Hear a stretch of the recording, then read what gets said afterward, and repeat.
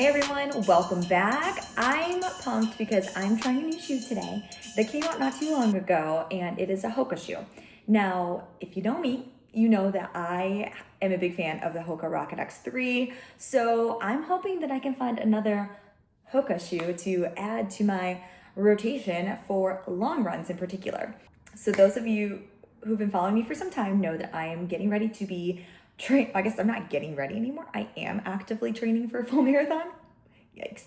That full marathon is 4 months away, and I am pretty excited. I'm a little nervous because I'm only used to doing half marathons, so this is quite a game changer for me. But I need shoes that are going to help me pack on the miles comfortably and not just from a performance perspective. So today is an 11-mile run, nothing crazy. I mean, it's not a walk in the park, but nothing too crazy. It's definitely an aggressive run to try a new shoe. I will be the first to admit that. But I'm hopeful that this is a solid contender for comfortable long runs. So let's get into it. I have here today the Hoka Skyward X2. So I did not actually try the first iteration of this shoe. This is their second iteration. I'm hearing kind of mixed reviews on this from people who have had the first version that maybe don't like this one as much, but I'm coming to it with a clean slate. So this is my first experience, and I do typically like to try predecessors before to give a nice comparison, but it just doesn't always work out. And I'm not necessarily like married to the idea where you need to try one in order to compare, because it sometimes may continue to have the same name, but it doesn't always mean it's going to be the exact same shoe. And I think people get very hung up on their expectations for the previous version is so different than the new version. And then if you really like the previous version, you may really dislike the new version. So I don't know. I think that you have to kind of look at them as separate shoes to some extent. I understand it's the same name, right? So there should be some similarities there, but they're looking to continue to make improvements time and time again. So if it were to just stay the same shoe year over year, it's never going to improve. So I don't know, just my opinion, but regardless, I'm excited.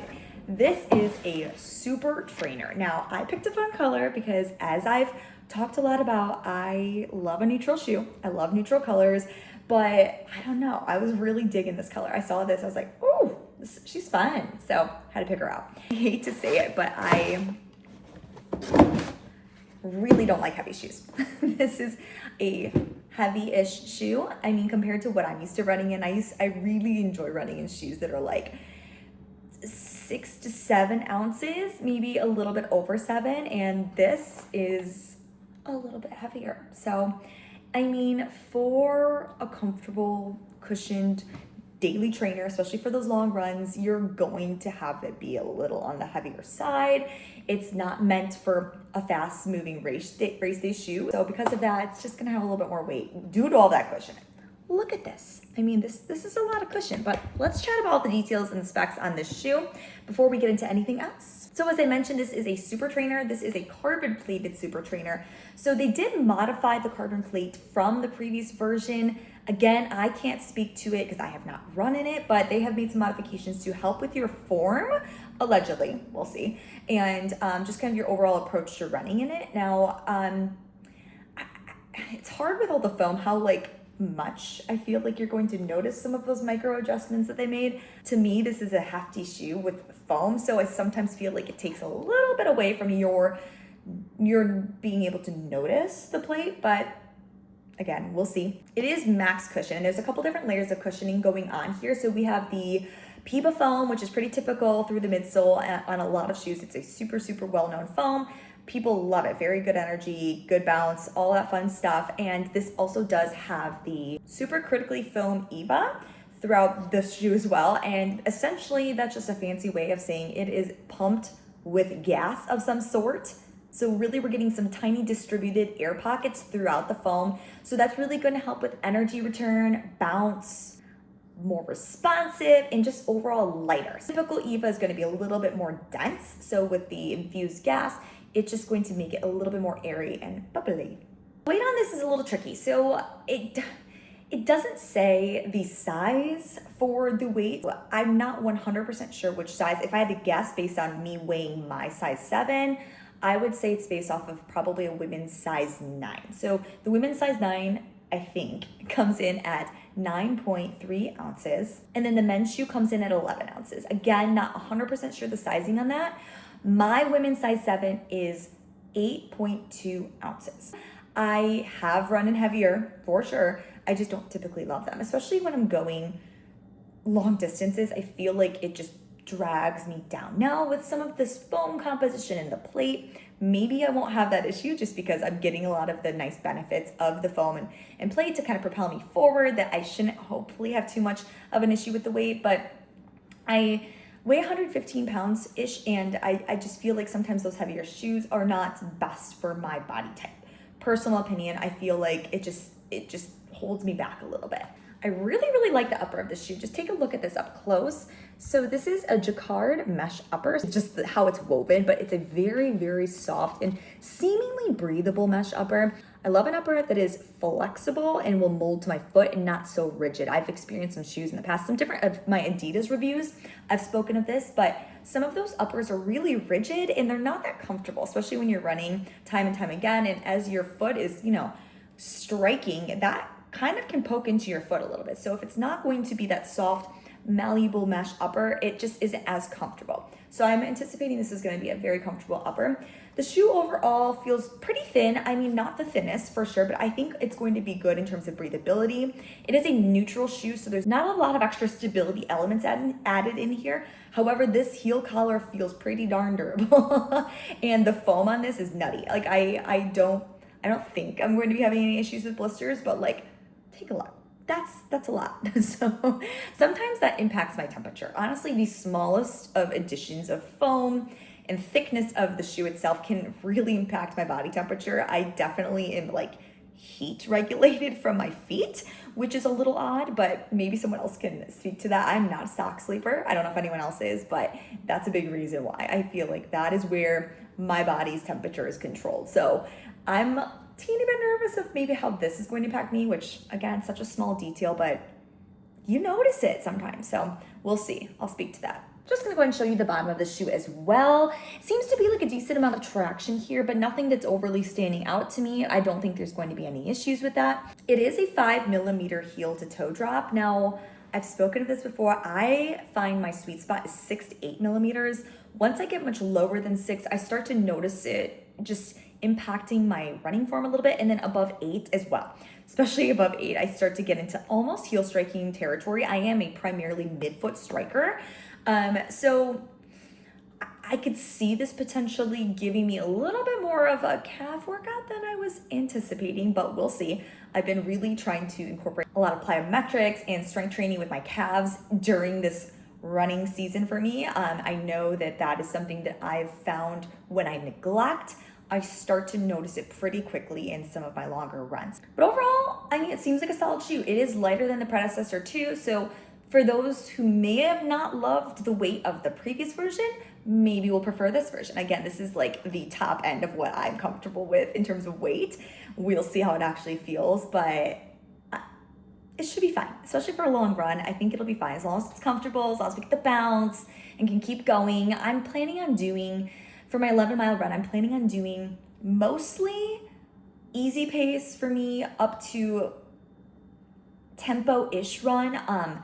Nothing crazy. I may try and push it a little bit, but that's not really what the shoe's meant for. I'm curious how it handles, but we're gonna be looking at probably a 30-ish minute pace up to just in the upper 7 minutes per mile. I'll speak to that actually when I'm done and let you know what I actually did, but that's kind of my anticipatory plan for this run, just to kind of see how it hangs at some of those speeds that I would really be doing most of my long runs at. Price point for the shoe is $225. I'll share my thoughts on that price point after my run and see if it's worth that price point and how it compares to some of the competitors in its space. All right, everyone. Well, it is time to lace up and take these for a run. I am nervous. It's a long run for a new pair of shoes. I usually do 4 to 6 miles. So this will be the official longest run in these shoes. So we'll see how it goes, but hopefully it's a positive experience and I'm not crying after I'm done. All right, we'll talk soon. All right, everyone, I just got back from my run. I ended up only doing 10 miles, not the full 11, but there is a good reason for that, okay? Number one, my feet were barking a little bit, okay? Not too surprising, brand new shoes.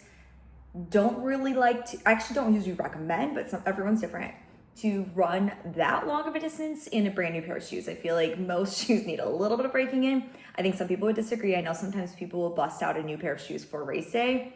Just not for me. I feel like I need at least 2 or 3 runs to be able to warm them up a little bit, okay, and get used to them. So that was part of the issue. But then number 2, kind of went to the World Cup game yesterday, which was a super cool experience. It's so close to us here in the Bay Area that I felt like it was a great last minute impulsive decision. And I used to play soccer. I grew up playing soccer. It was just incredible. But anyways, that being said, I don't know if the gin and tonic, the beer, and the chicken tenders, and the ice cream were a good combination the night before a long run. But alas, you gotta do what you gotta do. You gotta get in your run when it is scheduled. So here we are. But you know what? I did it for the most part. Let's chat about these shoes and how these held up on my long run today. So all in all, when I put these on for the first time, I didn't feel like they were going to be the most comfortable, if I'm being honest. I felt that I noticed on the insole, the arch support felt a little bit on the aggressive side.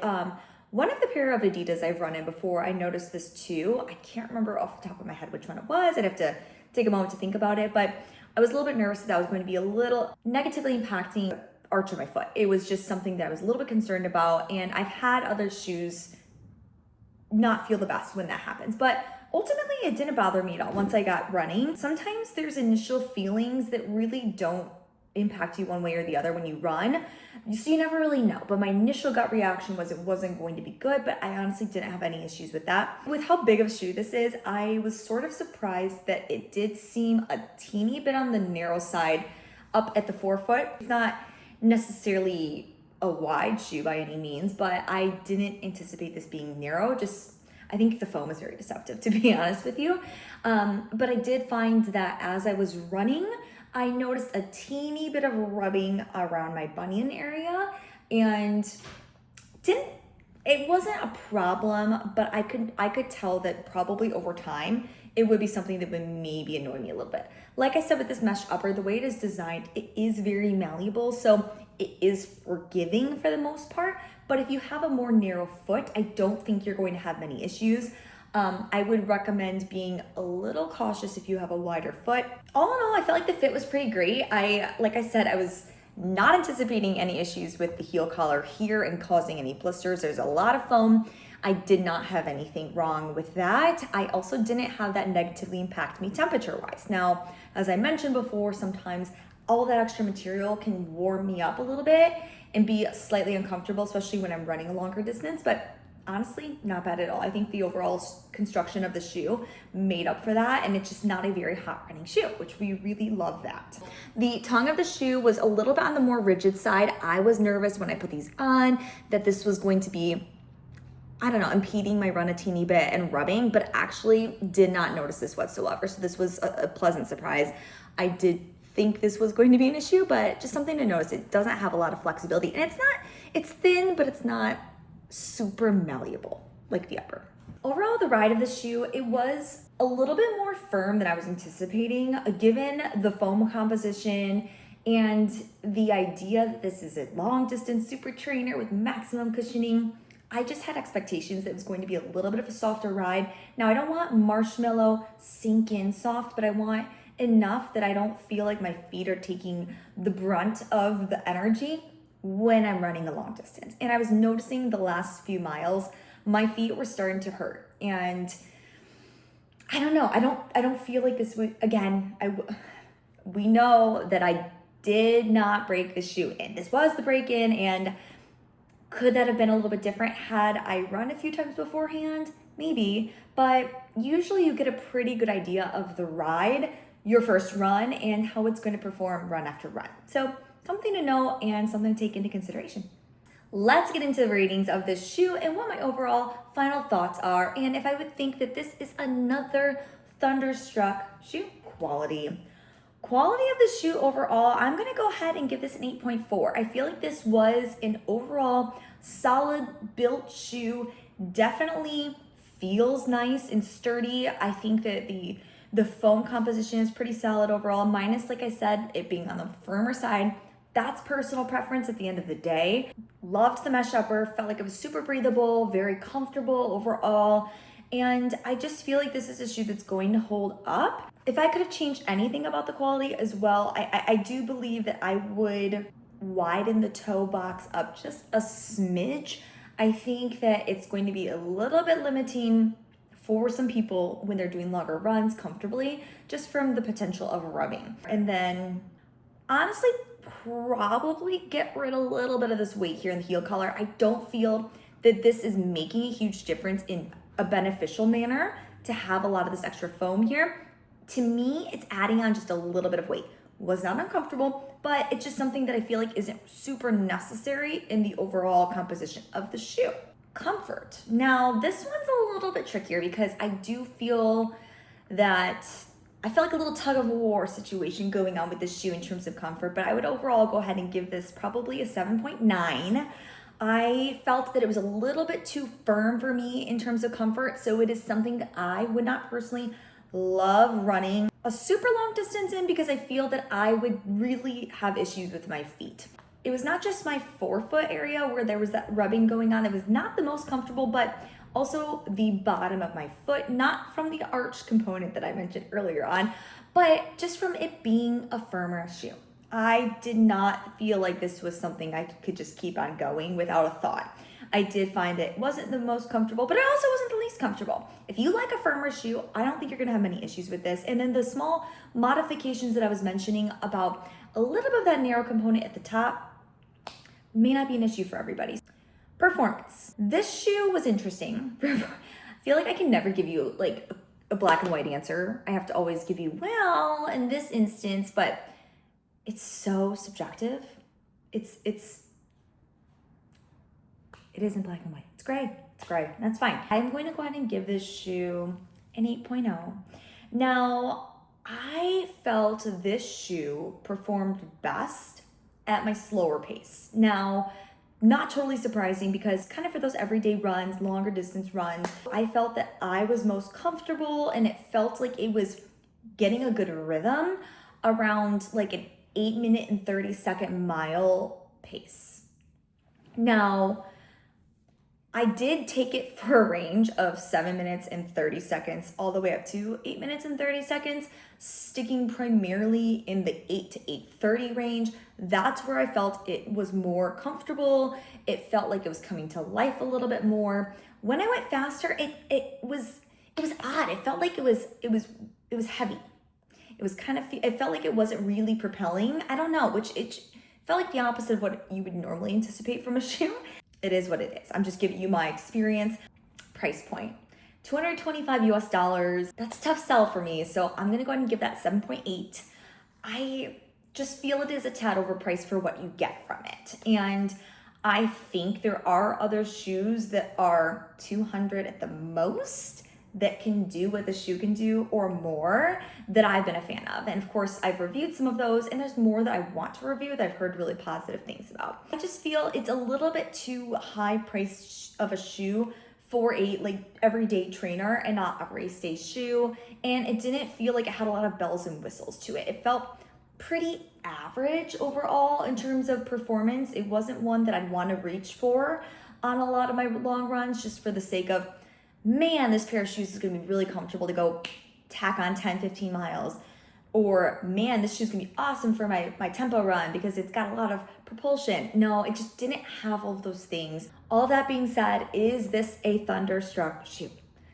I'm going to go ahead and say you probably can anticipate my answer to this given all of the feedback I've provided so far, but unfortunately, I'm going to have to say no, it is not. Aside from the color's pretty sweet, but it just didn't really do it for me. It's not one that I want to gravitate towards. So I unfortunately am going to have to say no for this. I don't think it's something that everyone's going to feel the way I do feel. Honestly, with some of the firmness of it, if you like a firmer shoe, I don't think it's going to negatively impact you. I I'm not a big fan of super firm shoes. I'm really happy I tried it, and if you're interested, give it a try.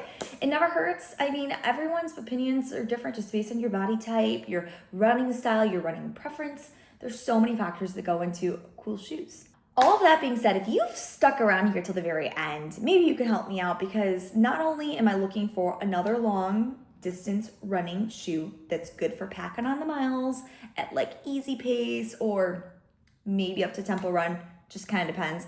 But I'm also looking for fuel. Who's got some good fuel recommendations? Because once I get over that like half marathon distance pace, I really need to step up my game with fueling. I need to make sure that I'm fueling my body right before runs, especially long runs, the night before, the morning of, during the run, things I'm not super used to. Like, I am not one to typically run and have gels during my runs, because half marathon's the longest I've ever run.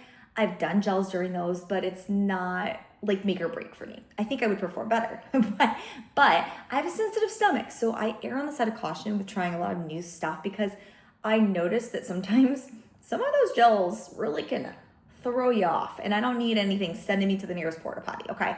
But let me know what works for you or something you're interested in trying yourself, and maybe I'll give it a try too on my next long run. Until next time, talk soon.